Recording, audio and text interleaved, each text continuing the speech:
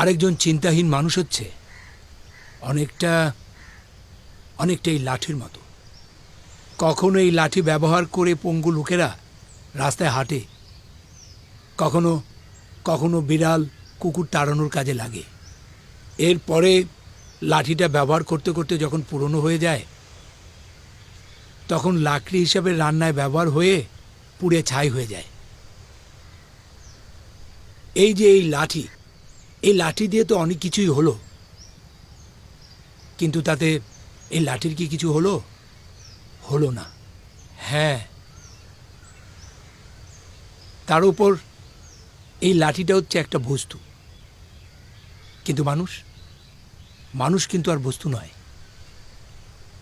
মহা মূল্যবান কিছু, নাকি কি বলো? প্রথমত, একজন শিশুর সবকিছুর প্রাথমিক দায়িত্ব হচ্ছে তার বাবা মা, তারপর পিছনের অনেক গোষ্ঠীর, অনেক প্রতিষ্ঠানের।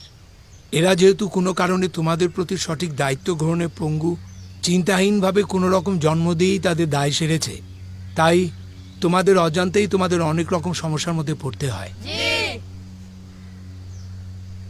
তোমাদের এই অবস্থাটা বোঝার জন্য দরকার সঠিক শিক্ষা এবং জ্ঞান। তাহলেই তোমরা নিজের চেষ্টায় চলার মতো কিছু একটা সমাধান বের করতে পারবে।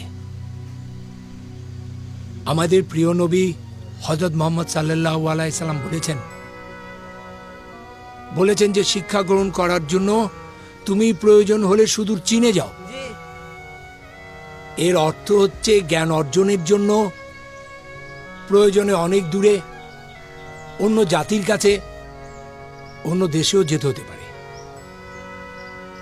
আর সঠিক শিক্ষা আর জ্ঞানের উপর তিনি জোর দিয়েছেন এই কারণে যে একমাত্র সঠিক শিক্ষা এবং জ্ঞান অর্জন করলেই সুন্দরভাবে বেঁচে থাকা সম্ভব। এই বৃহত্তর মানুষকে অন্তর থেকে ভালোবাসা সম্ভব।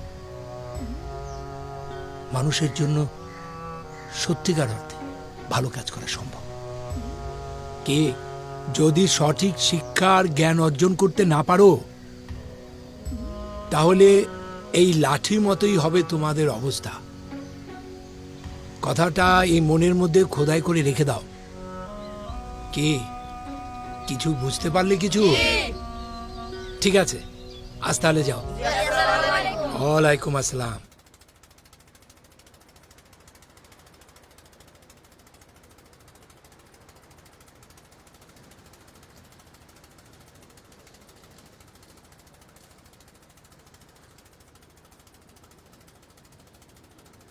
শাপলা,